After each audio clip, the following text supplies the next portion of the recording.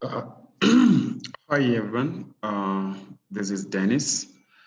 Allow me to take us through the course outline for EHSI 321, that is development of historical thought since 1900. So this is the course outline. These are some of the areas that we should be focusing on throughout this semester. And I want to believe that we shall all cooperate and ensure that we make this semester a success. So, course objective of this particular course that we have over here. Number A will be to introduce learners to the nature of historical thinking. Remember, it's more of philosophy of history, so we need to be critical thinkers. So we shall introduce learners to the nature of historical thinking. And number B, we shall, it will be to enhance learners' interest in history as a discipline. The number 3 key objective here will be to expose learners to speculative philosophies of history. Here we will be discussing various philosophers who had a lot of speculations as far as their theories were concerned. The likes of Karl Marx, we will be focusing on the likes of Hegel and his metaphysical approach.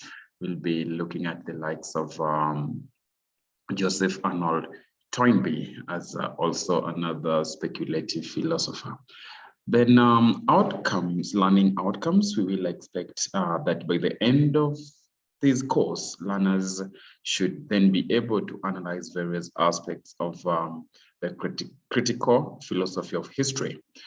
Then again, another outcome will be that by the end of the course, learners should be able to discuss the main speculative philosophies of history. Then number 3, by the end of this course, learners should be able or are able to appreciate the nature of historical thinking. That will be very, very important.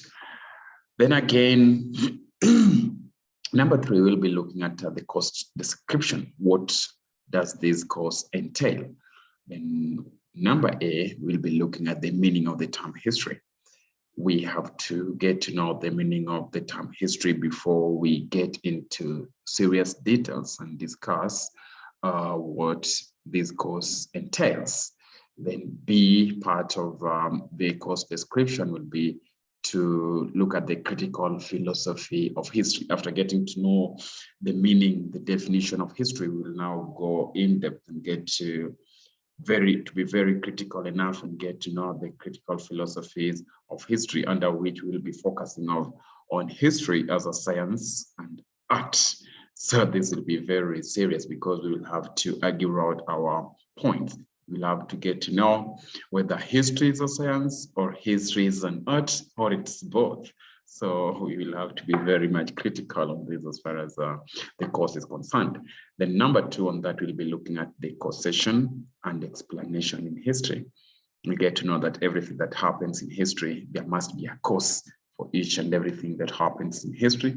Then again, there must be an explanation for the same. You cannot just see things happening and you don't explain them. If you do that, then you're not liable to be a good historian. You need to explain each and everything that happens in history. That will be very, very important. And again, we'll be looking at the historical facts. And some historians reminds us that it's a historian who creates facts in history.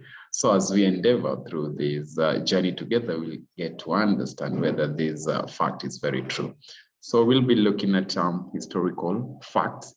Then again, we'll be looking at objectivity and subjectivity in history. Remember, a good history should be a very objective history. I mean, we don't tend to rely on subjective history. That's why our founding fathers, the likes of Leopold von Ranke, reminds us that in history, you simply say it as it is. That is objective history. Yeah, objective history, very, very important. So we will be differentiating between objective history and subjective history. So you need to know how to write an objective history. very, very important. Then another one will be looking at history. Just continue. We'll be looking at historical imagination. Historical imagination. This is another area that we'll be focusing on, and see what the likes of R.G. Collingwood had to say in their books. There is a book written by R.G. Collingwood, The Ideas of History. And in there, you read that book, you will be focusing on historical imagination or historical reenactment. Very, very important. Then again, we'll be looking at historical judgment. In each and every historical event, there must be a judgment, and your judgment might be right or wrong. So it will be up to you. When we get to that point, we shall also focus on that and see how to go about historical judgment. Then we have chance and necessity in history. Does some of these things happen for a reason or by accident? So those are also things that we need to be looking at as we go through this journey.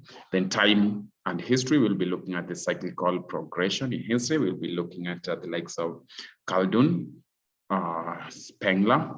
We'll be looking at Giambattista Vico, Toynbee. Yeah, more of like speculative philosophers of history. We'll be looking at them. Then under unilinear progression, we'll be looking at the likes of St. Augustine, if time allows, Hegel, and Karl Marx. Then uses and abuses of history. I think that one is very easy, more of like an application area. Then historical periodization. Then teaching method will be lecturing. We shall use seminars and tutorial. And these are some of the materials that you could go through in order to be very well conversant with the course. And we do that, I think things shall be okay. Cut will be over 30, exam will be 70. Then the course instructor is me, Dennis. You can call me Dennis. I think I'm okay with that. Thank you very much for listening. Yeah, listening. That is the course outline, and I want to believe that all shall be well. Thank you very much for that.